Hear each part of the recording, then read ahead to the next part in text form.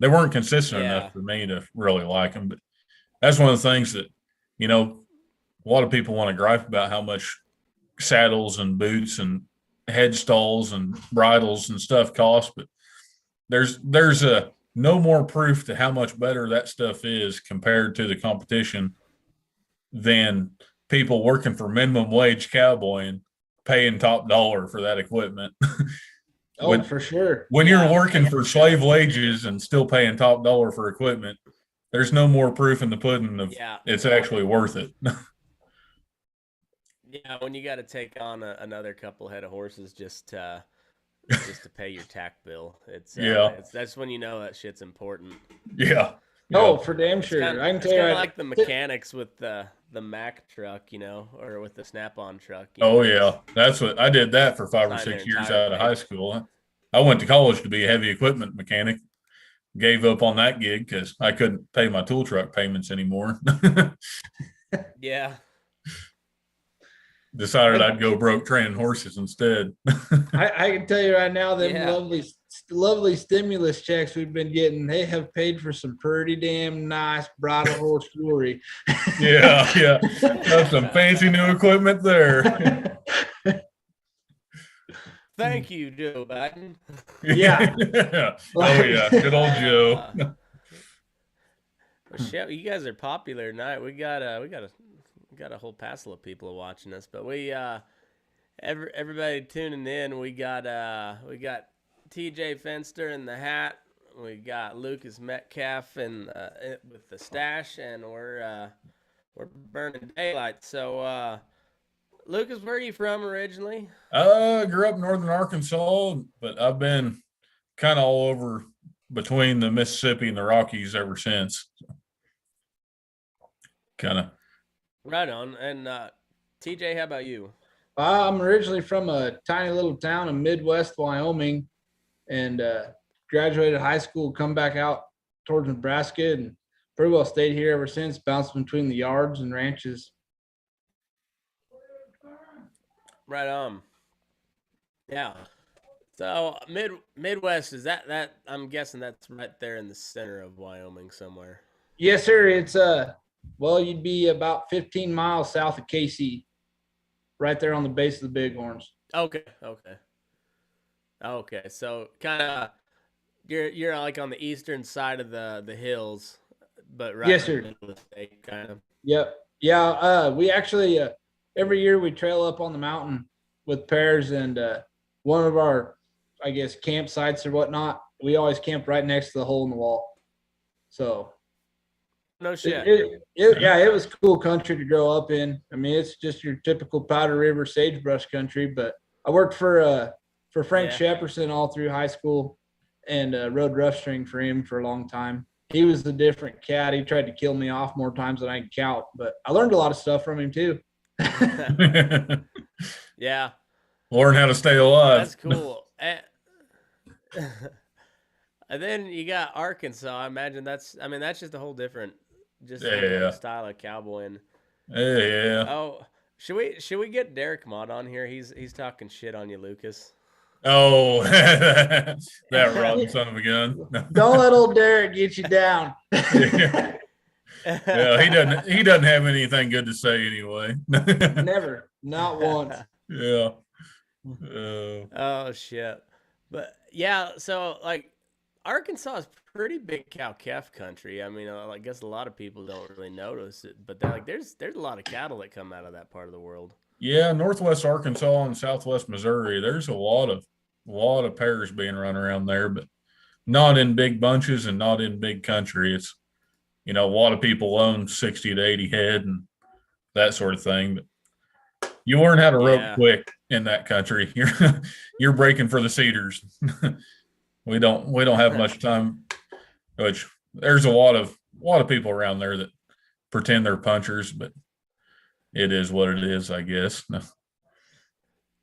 Yeah, I think everything used to be pretty good cow country until the civilization caught up with it. I mean, you look at any good Western book, it's always talking about how they're trying to stay one step ahead of the bankers and the lawyers and all that shit. Just it's always Yeah, move west, try to. Well, I mean, or like Lonesome Dove, trail cattle up to Montana because, well, shit, you already got the Indians whooped and the bandits under control. So Yeah. go see some Once you new get the country, Indians and the bandits whooped, it's time for the bankers to come take everything from you. I mean, shit. I mean, you whoop the Indians, you whoop the bandits. You go down to the Sixes and interview Boots O'Neill. Like I think I'll quit after that. I mean, it's all done. Yeah. If we get Derek Mott on the show eventually, Yeah. if Derek Mott, that'll be the retirement episode. Yeah. He's probably too good for you. He's got shit to do and horses to shoot. Yep. We've been bouncing around schedules a couple different times, and yeah, I just figure, well, at some point people will shit'll slow down. It's weird. It's the whole world has been shut down, but I haven't never been busier in my life. It feels like. Yeah, same here. The whole world acts like they're shutting down, but especially the horse market, 2020, I don't think ever been busier or more lucrative. It's been exploding.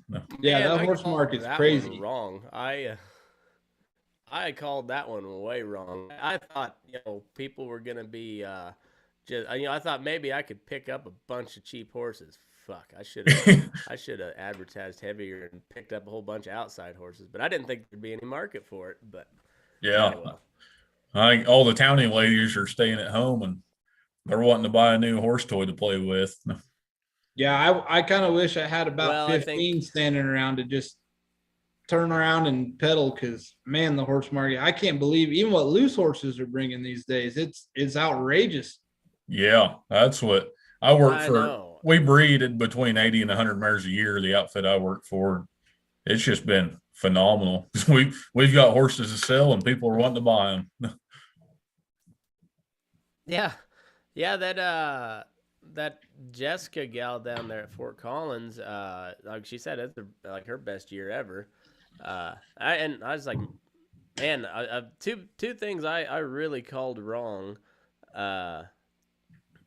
over the course of the year was the horse market and the election. Like I really got both of those way wrong, but yeah.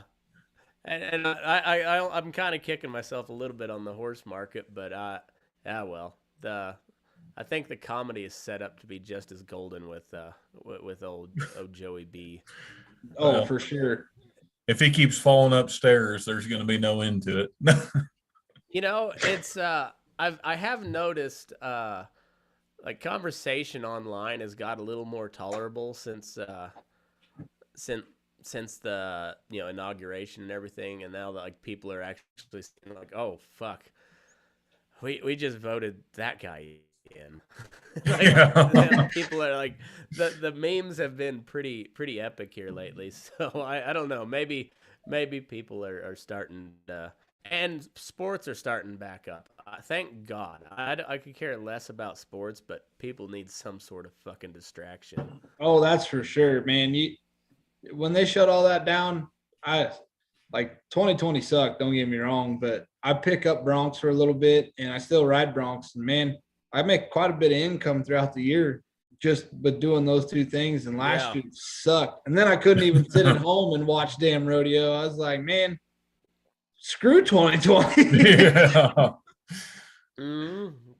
I know. I just so maddening to me because, well, and I'm sure it's kind of the same way with you guys. It's just you grow up, you're in a small town, so I mean you're not around anybody anyways. And then it's just like you turn on the news or you check Facebook and you would assume that the whole fucking world is on fire, but like you see a neighbor, you still give the old two-finger wave going down the road, like. You still got to go feed cows. Those horses are going to get pissed if you're not out there. We're lucky. We're damn lucky for where we live at because, like East Coast, West Coast, I realize that stuff probably has a reaction within a day or two. But through the whole closures and the pandemic, my life never really changed. Other than the fact I just wasn't beating down the road rodeoing. I still stayed at home, punched cows, and that's what we did. I mean, nothing really changed. The town was the same. still go into town. I could still go in and get a whiskey drink and prime rib. Life was good. Yeah, same here. I mean, nothing ever really changed. Everybody's complaining about having to wear masks, but I haven't had to wear any masks hardly throughout 2020 with all this nonsense going on. Just living in rural communities have really paid off this year. Well, and I found out that if you can stay away from the cities and you can stay away from the airlines, for the most part, you never have to put on a mask. And that's about the only time I've done it. It was on an airplane or just if you have to go somewhere in the city. But I don't know. It's a good thing and a bad thing because, like I said, when you allow all the smoke to clear from the election, and I'm sure there's still like about 10,000 people out there waiting for the Kraken to be released, and this whole plan to finally fall into place, and Trump will be restored or whatever. But like if you look, well, back they can keep waiting and dreaming. Yeah. Bleeding people left and right, and they all those swing states that went for Biden. So I mean, it's a good thing and it's a bad thing because you want those rural or those urban people to kind of realize how we live, but now they're actually living amongst us, and we got to figure out how to fucking deal with that. So it's a catch-22. I don't know, but it has been really good that people it's been really good for the independent cattle producer, because like people are starting to notice that like, hey, this supply chain is fragile, and more often than not, you can go to one of your local ranchers and just buy a beef. It might not be quite a finished beef, but like if you need some meat, you can probably buy one from your local rancher if you all you have to do is really pick up the phone most of the time. So that's been a good thing too. I think we might see a shift in the market, how how cattle are marketed, but for sure. I know in Missouri, the local markets in Missouri, like the Walkers, have just been slam packed. I think that's awesome. Like, good for them. Yeah. I think 2020 was the best thing that ever happened to small time meat lockers. People are wanting to bring beef to the Walker instead of buying it at Walmart now.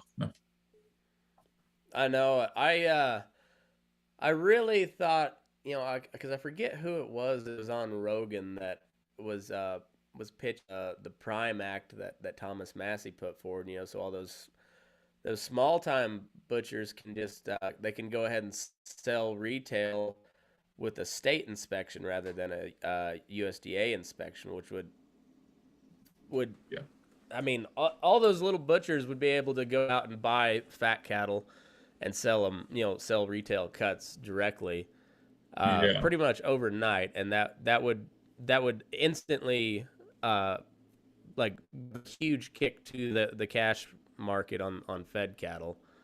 All RCAF and NCBA and U.S. cattlemen all want, like, if that, when you have more competition from those smaller guys, those bigger guys are gonna have to play ball if there's enough of those small guys that are taking up market, and that's kind of where we're at right now. For sure. We got a little place over in Mullen. They were doing 1 to 5 a day, super small packing place. And man, that locker now they're busting out 20 a day easy, which still isn't, I mean, astronomical numbers, but but for a small time, I mean, Mullen doesn't have 500 people in that town. It's super small, and they've been busting it out, and then they're turning around and selling it right back to the people in the community. So I mean, they're doing damn well for themselves, and it's all, I mean, they saw opportunity and they run with it. And if you can get one of those in every county, that's going to start making a difference. For sure. Mm-hmm.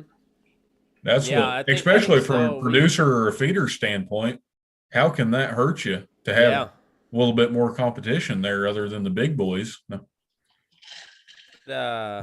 we can get a couple of senators or whatnot to sign off on some horse slaughter too. Then you get a couple of regional horse slaughter markets. Like the whole market changes.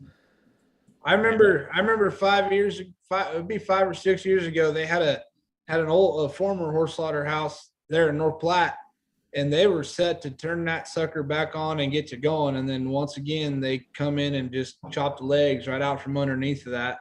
Everybody wants to keep their damn pasture pets, and nobody realizes what it really costs. Yeah. They're a pasture pet that they're paying vet bills on every month and can't even ride the thing because they don't have enough sense to get on it. I don't know. They tried to open a slaughter plant in Missouri 3 or 4 years ago, and it didn't get passed. You know, of course, I don't know. I'm going to say it was PETA, but, you know, whatever organization came in and shoved that out the window never came through to happen. You know, you just can't talk reason into some of these people. Hey, it's getting bad because I think regular people have just kind of, you know, and when I say regular people, it was, you know, that's like 95% of the country that eats meat. So, like, I don't know why we're fighting such a uphill battle to convince 95% of people that already eat meat that it's a good thing to eat meat.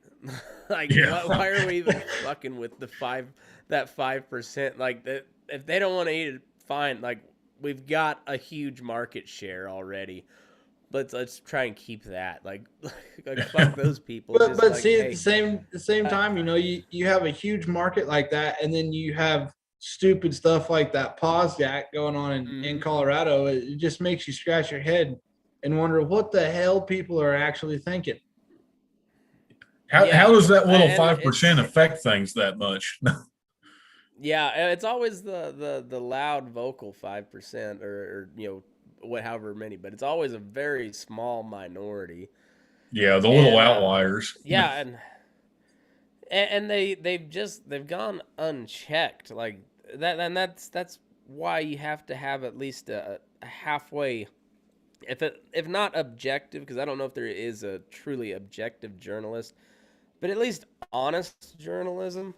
Like even if you know, like you put some slant on it, like show your bias right up front. Be like, hey, this is where I'm coming from on this. A little bit of transparency would go a long way.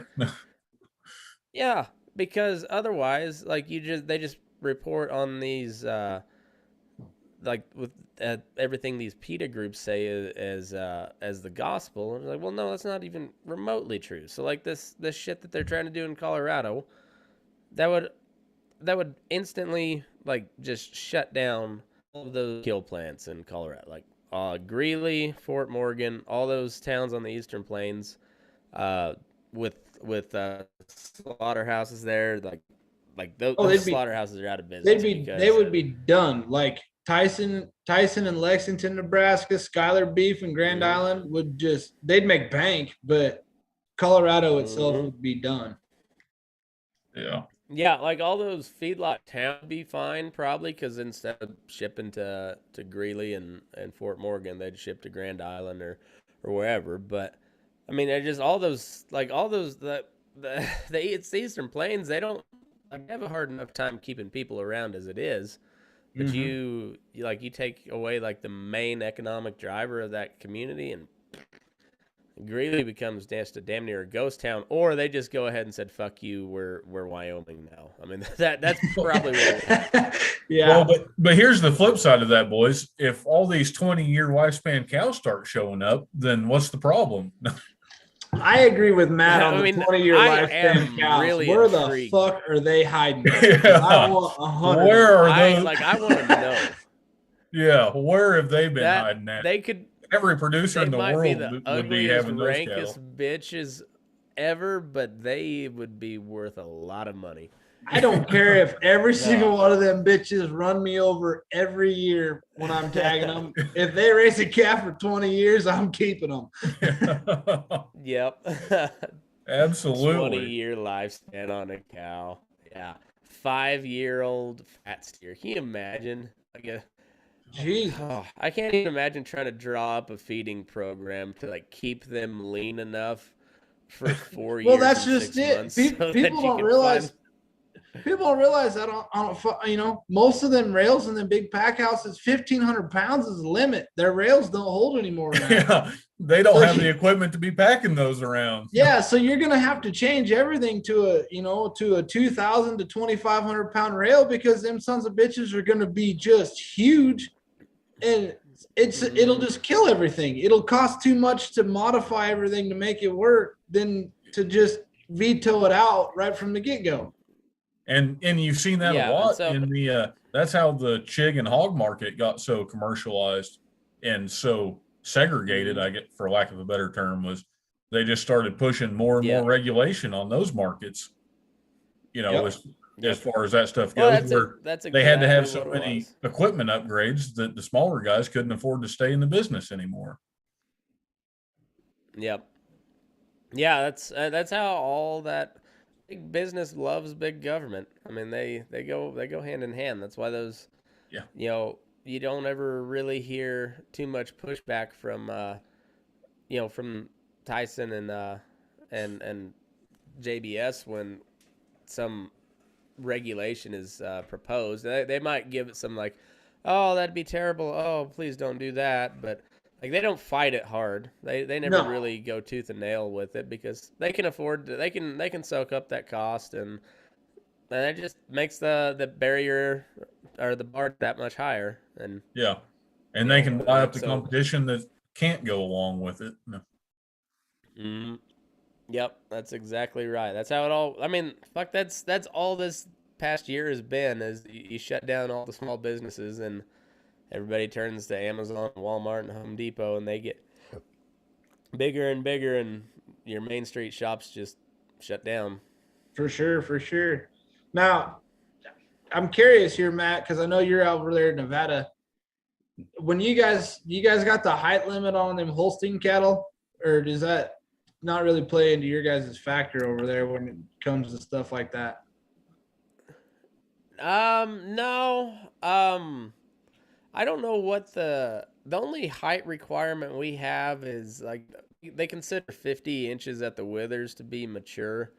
Yep. So they got to hit so many days, so it's just right over a year, and then at 50 inches at the withers is kind of their benchmark when they're ready to go down and into the breeding program. But yeah, as far on the steers, like we haven't fed out any straight Holstein steers for a while, but we had only background. We only thing we finish out is just some local guys here, so it's nice. all background stuff. So I'm not sure how that works on the height requirement on the steers. Yeah, we used to see that yard I head cowboy out of there, eastern Nebraska. We had to run them boogers by, and anything if it was an inch over that bar, that booger had to get sorted off, and you'd keep them around until you had a pot load, and then they'd go up to Minnesota or Wisconsin because they were the only ones that had big enough rails to be able to butcher them. I guess it was a pain in the ass. Is what it was. Whatever. Yeah, I bet. Well, that's what every Yeah, cowboy wants is one more process they have to deal with. Oh, I just love seeing 115 head of 3-weight Holsteins come off a truck. Like that was just joyous. Oh yeah, the Holsteins, man. They Holsteins in general, but once they get over like 1,000 pounds, fuck. Like you might as well be sorting a hippo. Exactly. A hippo with retard strength. Yeah, retard strength. That's exactly right. And then that's been juiced up on a bunch of acid and just thinks it loves everything. Everything. Yeah. Man, those. Yeah. Oh, they're awful. I hated them. I went through the feed yards for a long time, and we never once had a Holstein for quite a few of the yards. I mean, we had cattle from Canada and Mexico and everything in between. And that yard there that I was head cowboy at, man, they had more Holsteins that run through there. And they're just like sheep. I swear to God, if one felt bad, the whole damn pen felt bad. They just all wanted to die. They're just terrible. Oh yeah. They just need hugs. Oh yeah, and they wouldn't even Yeah. fight you. They wouldn't fight you or anything. You know, like you get old Bramer steer, like they can't hardly move, but he's still gonna try to kill you before. Yeah, he's still got before some he goes ahead try. and Like a hits the Holstein, bucket. he'll just roll his eyes Yeah. back in his head to die just to spite you. Yeah, just you look at him wrong, he'll get offended and die. No shit. He's a fucking liberal through and through. Yeah, 100%. Holsteins are they're the woke cattle. Yeah. They just need safe spaces. They do need safe spaces. Oh, but it's amazing what they can live through. Like they can't live through any illness, but they they can. You'll see them bloat, and they'll die of a bloat. You cut them open, and they've got like about a quarter size spot on their lungs that still works, and you're like, how have they been living this long? And they have a belly full, and they bloat it up and died. Like, Yep. Sure enough, bloat. You're like, how are you still living? Like your entire lung is like a hockey puck. I still But swear. And it was, Still swear that 1,000-pound Holstein is the heaviest thing on the end of a line that I have ever tied into in my life. Like they just the way, I don't know if it's the way they're built or what, but them boogers are heavy. The way they can make themselves dead weight, mm, even when they're still breathing, is ridiculous. well, and like they don't move the same at the end of the line either. Like when they go to like to buck at the end of that rope, just about every steer, especially like if you're sliding rope, they go to hop and you slide some rope and you can feel that. But like a Holstein, it's like when you got a bunch of horses that ain't trailer broke, when you're pulling them down the highway and they're just all over. That's what it feels like trying to lug a big solid Holstein.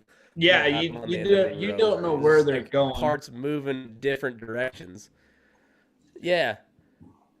Yeah, it's fucking weird. And it's you always feel bad for anybody trying to pick up heels behind you because you're like, I've got nothing for a handle. So good luck. Well, and that's the worst thing about throw something out Holsteins there. is they're so bad about they just leave all 4 feet on the ground. They never take a foot off the ground where your horse can take advantage of them. They just stand there and lean against the end of it. Yeah, and then you So I had a buddy of try to mine. throw a hip shot and then they'll walk forward. Yeah, those are the dumbest critters on earth. But I had a buddy of mine. We had a bunch of Holstein cattle, and I had necked one, and we was actually on a ranch rodeo team and was getting ready to go to the Western States Finals. So yeah, over there you got a Dally on Slickhorn, and he's a Kansas boy through and through. Wears a taco hat, and whatever. Still a damn good hand. But I was like, man, you got to learn how to Dally on hide, and I hope to God he listens to this so Cole knows that I'm making fun of him. But he had this brand new 50-foot nylon poly blend, and I had this Holstein ropes, and I mean he rolls around and just puts it down super short heel trap, locks it off right, and he just took one wrap, and that old Holstein grabbed his ass and went to run up the rope, and I was trying to tell him to keep stacking them on, but I was also laughing so hard because that brand new poly blend, there was wax coming off of the horn. And I mean, his eyes was just as big as they could go, and it just sizzled all the way through his head. He just could not find that other wrap. It looked like you had smoke and ice blowing up off your horn there with the wax. It was priceless. And You smoke. couldn't. It's awesome. You couldn't keep a straight face, And he got done. He's like, "What the hell did I do wrong?" And I was like, "Dude, you got to keep going to the wood." That's it. If one don't do it, try two. If two don't do it, you better try five. Yeah, exactly. Yeah. Just shut her You down. get enough Just callus on your keep- hand, you'll just figure out keep how to rapping. start finding more stacks. Yeah. There's a lot of people that have Yeah. been in that boat before. I can't wait till I get. Yeah, I can't wait till I get a new rig and I get a sure enough dally horn, I don't know if I'm gonna get post horn, but the one I got now is just like it's a duck bill originally, and I've got it wrapped with hide, and it works, but man, you go about third wrap, you got to be pretty precise and get down low on that third wrap, or it's gonna pop up over. Go get you one of those Keach horns. Top of that horn. That Keach horn that it's a post and all, but man, that horn is awesome to dally off of. It finds the bottom and you just stack them 1, 2, 3 at a time all the way up. It's a sweet little horn. I bet. I've been looking at those. I get that type of horn. I want to put it on a Sid Special tree. Yeah. Yeah. That's what my main, like, if I'm going out actually doing cowboy stuff, most of the time I'm at home doing horse training, but if I'm going out day working or something, my main using rig's a low moose with a post horn on it. Man, that works out good. Just with horse training, I've got used to having swells now. I can't hardly get myself in a weight anymore just because I'm so used to having swells from the horse training and going down. Man, I don't know how you do it. I really don't. I rode an association rig for a while, man, and the first weight I ever sat in, that was game over. And since then now, I mean, I got 3 custom built slick forks and I couldn't put squat tits or nothing on them. I sit in a swell fork saddle and I just feel trapped. Like no way I could ride one anymore. That's what you were talking about, your buddy not stacking dallies. I had that same thing happen to me a couple years ago. We had a cow breakout, and because with horse training stuff now, I do a fair amount of team roping on some of these horses that don't make show horses, and so I was just packing a 30-foot rope and didn't have rubber on my horn on my normal using rig, and only had a 30-foot rope, and I tried making a third dally, and all of a sudden my right hand was empty. I had nothing left. It was running away faster than I could stack that 30-foot rope up on the horn. It just, slick horns and short ropes don't work. No, they don't. No. I've done it. You can dang sure throw a long rope on a short little dally horn on them seat rigs. My little brother, he won a seat rig saddle there at Bellevue, South Dakota last year in ranch bronc riding. And I mean, he's pretty handy with a rope. He sent one in for the Fancy Loop Friday. Backhand turnover. I mean, he's pretty wolfy, but man, he'll take that little itty bitty seat rig dally horn and just chuck twine. And I mean, he just sits there and just stacks them on. But he makes it work. I can't do it on a small horn. It doesn't work for me. I got to have some surface area for traction when I'm stacking dallies on the slick horn. Yeah. I just can't wrap them fast enough on those small horns to keep up. It just seems like if you get the regular length horn wrap, if you wrap one of those little skinny horns like that, like you normally would, you're gonna have like 2 foot of horn wrap left, and it's gonna bound to get caught on something. So if you keep wrapping it, and then you just have a normal size horn by the time you're done. So like that little horn of his, man, he has got so much slack. He tucks it through his Latigo keeper because if not, the base of it, it's like this big, and then the top's like this big, and so it doesn't. You got to just take it for what it is and waste some horn wrap, I guess. Yeah. I don't know if it's just based on tradition or I'm too stubborn to change or what, but I always wrap all my horns with mule hide. But all my small, like team roping saddle horns, I cut it off. I can't have that tail hanging out there. I usually put rubber over top of them for team roping. I got to cut that mule hide off whenever. I can't have it running through my Latigo hanger. Yeah. It's good to have that mule hide there anyways, even if you are roping on or dallying on rubber, just get keep your horn horn itself protected, anyways. Yeah. Keeps your swells from getting tore up too if you actually run it through your swells the way you're supposed to. Yeah. And I don't know about you guys, but like when I grew up, my dad, he was a rubber guy through and through. And when everybody I worked for when I was in high school was a rubber. I mean, everybody always dallied on rubber. That's how they were. Mm-hmm. And then I graduated the same year as Riata Brenneman, and I got to be around some of them guys and how they handled ropes and horses, and that's what sparked my interest. And then I dallied on hide one time, and that was it. That was all it took. Yeah.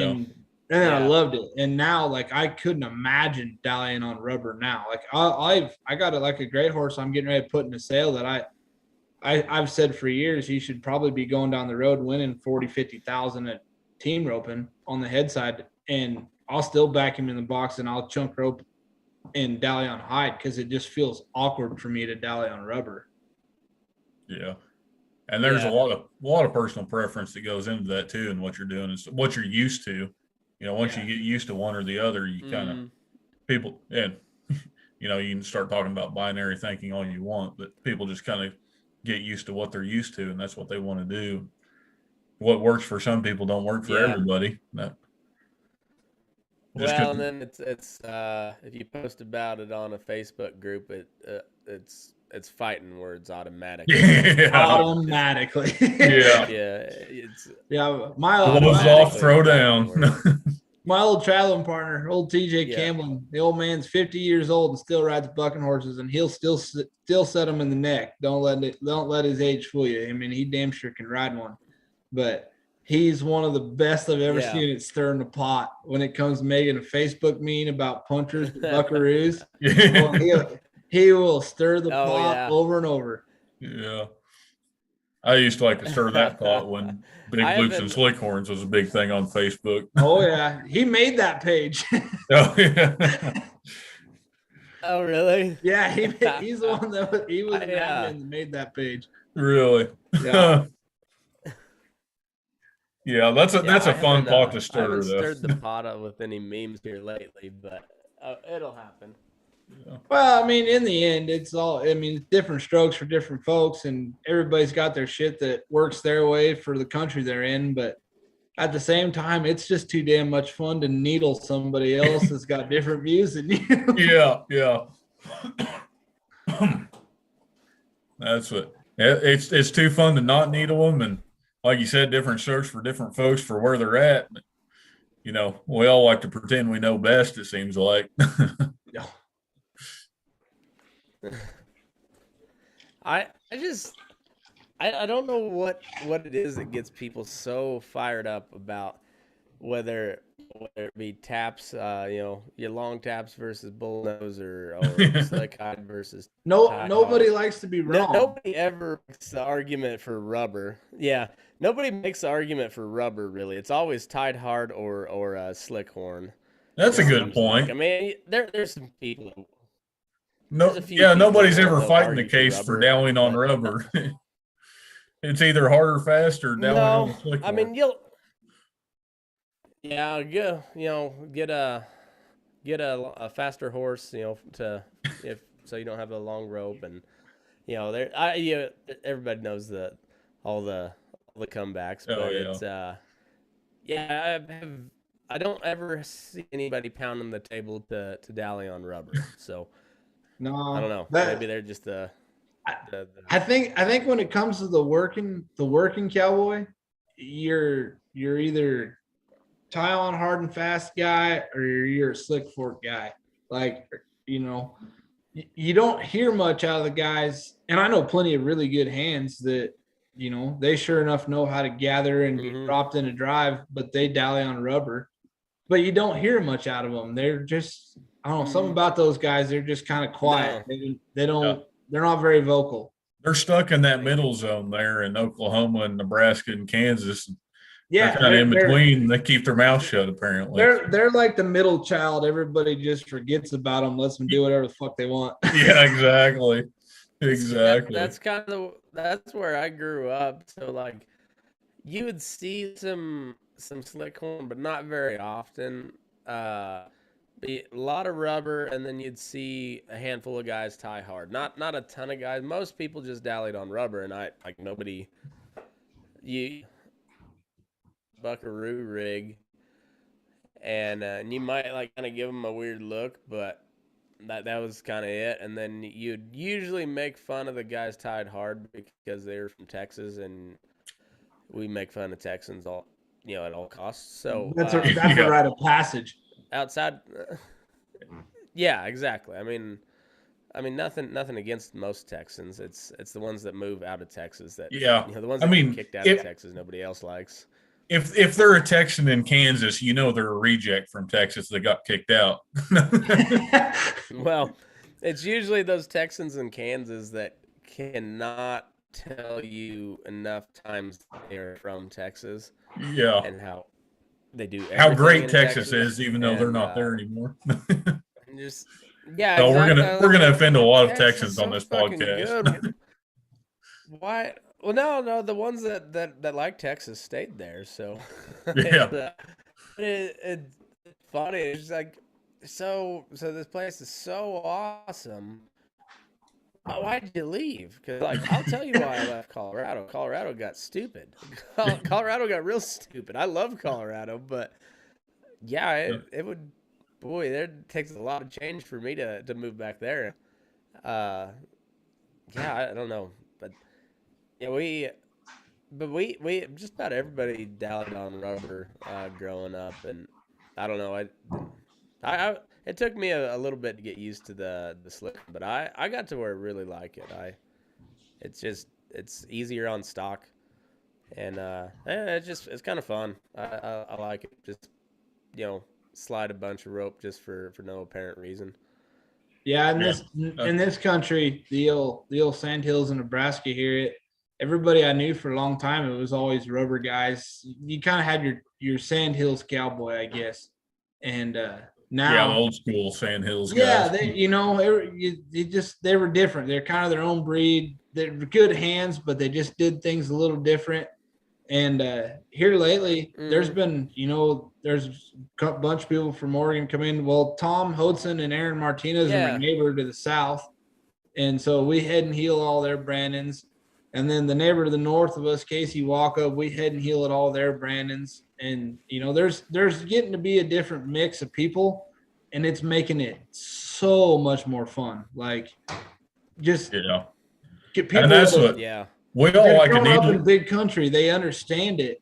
And then when you get people that, nothing against anybody that's a native sandhiller, and there's some damn sure some big country here, a lot of miles, and it's you can put them pounding on a horse, but it's not like Oregon, Nevada, where or even Wyoming and Montana, some of the ranches have been where it's like 15 miles to get to the backside. Like it's it's nothing like that.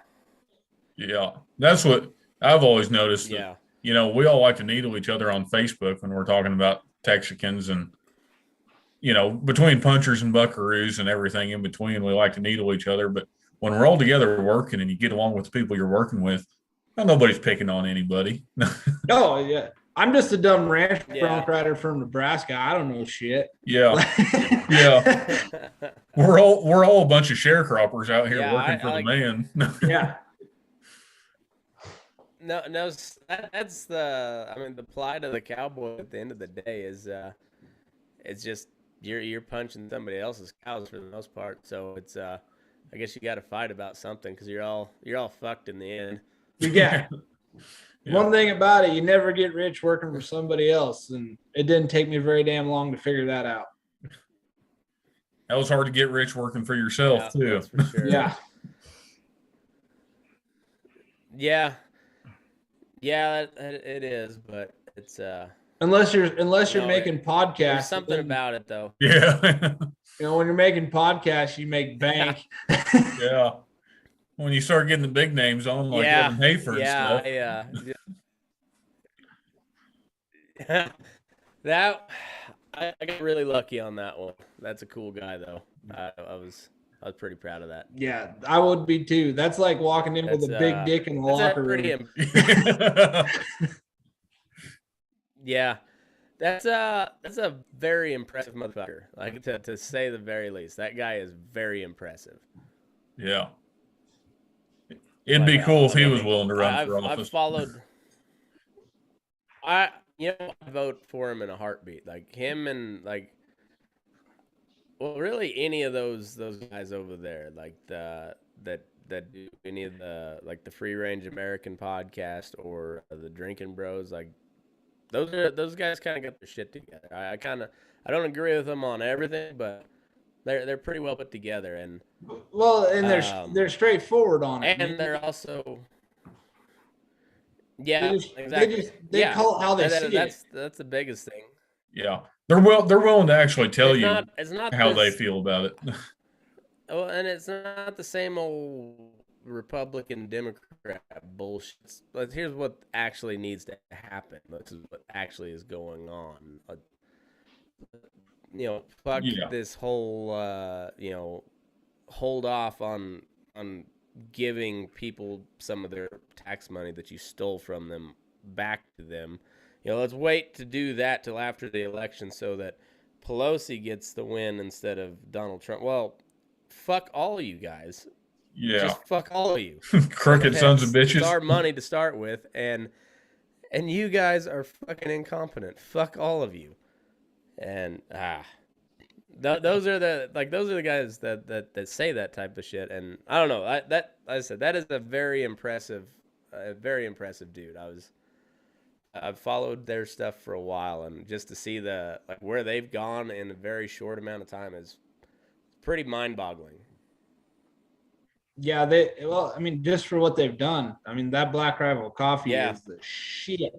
Yeah. But it really is. Now I didn't even know. I had a buddy of mine tonight. He was sending me a Snapchat. He was drinking whiskey, and I asked him what he was drinking. And he usually drinks proper 12 and stuff. And he's like, no, it's Lead Slingers. It's by the same people that make Black Rifle Coffee. So now I got to try that to see if it's the same coffee. Yeah. Now you're just obligated to try it. I've had it before. It's not bad. No shit. Yeah. Twist my arm, I guess. Kanye Boswell. This is why you're not a professional podcaster. You don't chug whiskey on the bull session, or you won't make it very far. The bull session is like a fine wine. It's got to age a little bit. You can't just jump into it with chugging whiskey. I tried that before. Well, it turns out okay initially, but yeah, that's just Kane right there. That's old Kanye. I could start telling Kanye stories, and he'd be real embarrassed. So. Yeah, I don't know. I think we're gonna have to call bullshit. I have traveled coast to coast, north and south, border to border with that guy right there. We've had a lot of fun together throughout the years. I was just thinking, if you can't drink whiskey in the bull session, I'm gonna call that bullshit. Yeah, if I can't drink whiskey, I'm fixing to be done. I'm out. No, you guys can drink all you want. I've got to pay it somewhat careful because I still have to edit and shit. So that's the big thing. It's not so much the conversation; it's the after. I still have to. I can see that. So you can't just chug whiskey. You can't just chug it, but I will sip. And I'm also kind of running. I didn't. We were unloading cattle today, so I didn't make it to the store in time to get some replenishing. So this is what I got, Kanye. So I got to save. Are you guys still getting a bunch of them California cattle? Yeah, I think we got about another 800,000 head left of them, and then we've probably got another 4 loads of Mexicans to come in yet for the first set, and then I imagine we'll get another big slug of Mexicans here later this summer. These California calves are little bitty. I don't know what their situation was, but they ran out of something because these calves are pretty small. But or they just sent us the Leppies first because the first 2 loads were small. Second 2 loads were even smaller, and then after that, they've all averaged about 100 pounds heavier. So they're not quite as much, bunk crawling little bastards as they were. That first day, I bet we put 100 of those little fuckers away. Jesus, that gets old They were fat. everywhere. Just 300-pound balling calves. No thanks. That's everybody's daydream, isn't it? Yeah. Yeah. Man, that's just not even like 300-pound Holsteins, like 300-pound Angus calves. So they're like a full foot shorter. Yeah, man, that yard I was at last, I swear to God, they'd have fed an ostrich if they could have made money. Like the one set of calves they give to me, and they come all them boogers were 300 pounds, but were damn near a year old, and they all had they was all tie down calves. Oh man, they were junk. Like you had better luck pulling the ones that were healthy than you did pulling the sick ones, because the odds were less than the other. Just shitters. Oh man, them good high risk feed yards. We got some Ozark. Yes, sir. We got some Ozark cattle. It was I think it was just a single load, and we had this one. Had like a fucking buffalo. It was like, just giant fucking head. This thing had to have been like 4 years old at least. Tail was dragging the ground, and he was about the size, or about the height of a small Hereford cow. He was just tiny, but head, his head was just massive, and just generation after generation of that good old Ozark, Missouri inbreeding. Yeah, there's plenty of that. And he probably got pulled 18 times and was run through the chronic pen because he was just ugly. Probably so. I can't remember what happened to him after the process, but I wouldn't doubt that. When I was running that yard, I always had people pulling cattle, and they'd be like, "Man, I swear he's sick," and I just kept letting them, like, "We're a high risk yard. You can't fix ugly. Like, you can throw all the drugs at him that you want, but he's still gonna be ugly." Yeah, and if you're double, you're second guessing yourself, and you follow him all the way up to the hospital, and you don't hear him cough one time, like, he's probably fine. He's probably okay. Like, he's probably fine. Like, he might go ahead and just do the slow walk down there, but if he don't cough, he's probably fine. Yeah, and see that yard there, we didn't do any of the lung scoring, but the one yard I was at, we actually did instead of that machine, we did the actual stethoscope on their side there, and man, that was cool to listen to their lungs. I learned a lot just by straight up listening. And you could kind of get to the point where you could see cattle and kind of have an idea like where their lung score would be at. But it was a lot of fun, damn sure a lot of fun. But now, like, there's a different generation of guys that ride feed yard pens. Like, you don't see the people when I first started, you saw those guys that rode pens for 10, 15 years, and they were the diehards. It didn't matter. We were getting it done. And I realized feedlots and everybody changes places because of management or whatever, but you don't see those guys that just every day show up to do the job and they just get it done. And they do it proficiently. Yeah.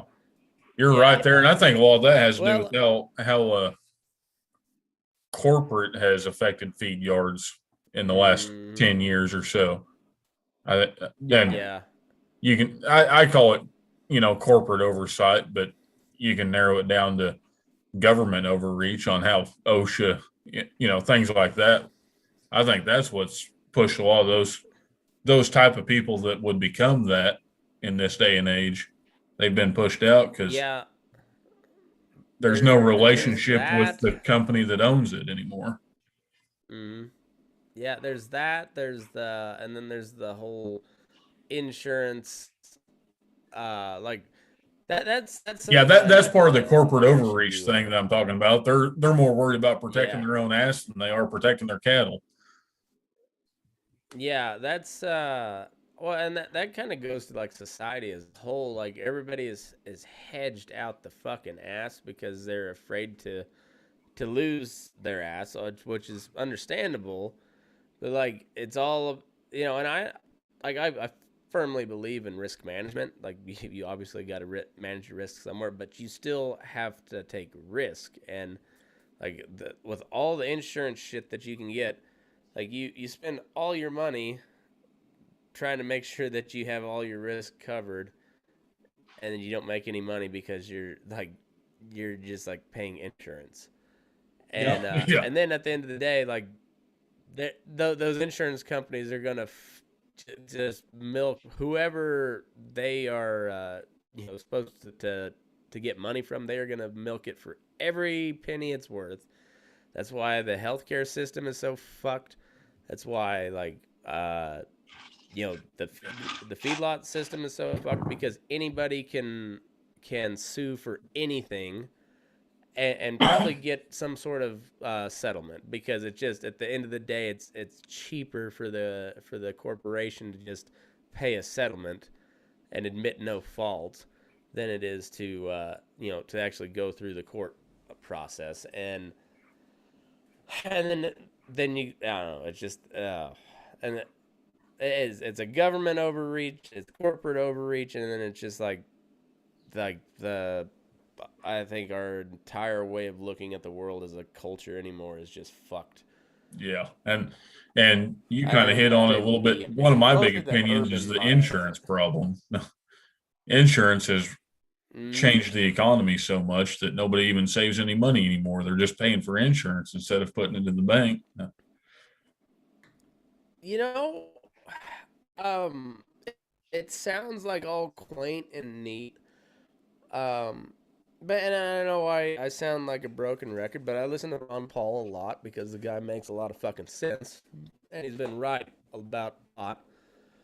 But back in the day, before the leaps and bounds we've made in the field of healthcare, your doctor would come to your house if you were sick, Yeah. and then he would give you a bill, and you would work it off like that. That was how it worked. Now you don't have a fucking clue what anything costs. Like he's just like which form do I have to dot first? Like do I do initials or do I sign first so I don't like what is the best way to not get sued? Yeah. Give him some Vicodin. That's it. That's the best way to not get sued. Give him some That's a Vicodin. cure all. And yeah. And you It's don't hear fucking many people wild. complaining about it whenever they I don't get a prescription for Vicodin. No.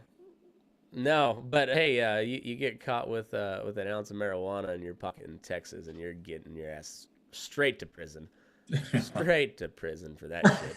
Yeah. Ounce of Um, marijuana, rape. What's the difference? yeah, seriously. I mean, yeah, there's Jeff Sessions. Good people don't smoke marijuana. Yeah, okay. Fucking. Yeah. I don't really smoke I myself, but for it to be that illegal, it's a little bit ridiculous in my opinion. It's just it's wild. But I guess go back to the original point. Yeah, I think like the insurance and just like the whole like corporate liability thing has just led to so many fucking which is like any bureaucracy, like any company that gets too big, eventually it's just like well, it's like the US. You know, Yeah. what the fuck does what we're dealing with in Lyon County, Nevada, what Joe Biden and all those people at Congress, even my elected officials, Stephen Horsford, who's from Las Vegas, what the fuck does he know about Lyon County, Nevada, all the way up there in DC? It just, it becomes inefficient at some point, and you don't draw talent that way, because all the good cowboys are like, well, so I can't use my rope. Yeah. They're in a bind. They'll say, all right, fine, whatever. You can't trot to get around that animal. You can, you definitely can't rope. Well, fuck that. I'll just go work somewhere else. A lot of guys. And you can't blame guys for that though. You No. can't. Like, I mean, I have worked for a yard one time. So when I showed up there was an old boy. He showed up every day wearing a pair of New Balance tennis shoes, riding a barrel saddle with 1 cinch, and he was worthless. His tits on the board. But they hired him as a pin rider. And when I started as head cowboy at the yard, that's all they wanted, to hire pin riders. And that's what their ads always put. And I said, no. I said, you put the ad out there. I said, but we're hiring hands, because I don't want to have to deal. I mean, I had a 10 cowboy crew. I didn't want to deal with 1 or 2 good hands and a bunch of freaking idiots. So, if he, and I had an old boy show up one time. He showed up in a pair of basketball sneakers, a hooded sweatshirt, and a flat bill ball cap, looking for a cowboy gig. And I was, I said, we don't want to hire him. I said, you show up for the job you want. And the boss ahead of me said, oh, we ought to give him a try. That guy didn't even last till noon. I mean, yeah. and the other thing is, operations that are hiring guys like that, they push the good guys out. Because, I mean, if you're a legitimate hand that actually cares about what you're doing and trying to do your work to the best of your abilities, and you're having to work with some dipshit like that down the alley, why do you want to be there? You're just frustrated the whole time because you're dealing with idiots. Well, the biggest thing I feel like with that is the same thing that's in America as a whole. You have a dipshit. He may not be worth a piss on a horse. He may not be worth a piss looking at cattle, but he's there every day. And there every day means it's a body. And if you got a body, you can put that body somewhere. Why hire a competent person that can do the job for so much amount of money when you can go and hire 3 incompetent people that are going to be there every day for the same amount of money? Mm-hmm. Well, I guess I would say I understand that logic, but I mean, if that were really the case, we'd probably ship all our jobs in manufacturing overseas. No. Yeah. A little bit being sarcastic there. Man. Well, talk about hiring 3 incompetent bodies to replace 1 competent one. Ship everything overseas and we'll be in good shape. I think we'll wrap up the main portion, and we'll head into the Patreon section with we'll go with some of the best awful hires, or people looking for jobs, whatever the case may be. But I've got a couple doozies. I'm sure you guys do too. So, I got 1 or 2, but I need a new whiskey drink before we start that. So perfect. Cool. So thanks everybody for tuning in. Lucas, where can they find you on social media? Lucas Metcalf. I'm on Facebook and Instagram, or St. Clair Performance Horses on there. So. Perfect. TeJay, how about you? I'm pretty well just on Facebook, TeJay Fenster on Facebook. You can find me too on Screw 'em Upright Quarter Horses, but other than that, it's about all in place you can find me. I keep it simple. Cool. Well, I think that'll do it for us. Keep tuning in, and if you'd like to hear some good stories, check out patreon.com/burning daylight. We'll be takes at least 4 people to fix the things out. TeJay Briggs takes at least 4 people to fix the things I fuck up. Yes, me too. 4 times to read something. Anyhow, what do you guys sign us off? Move your ass. We're burning daylight. Nobody jump at once. Perfect. Yeah. Bam. Both of us at the same time or what? I'm not good at these podcasts.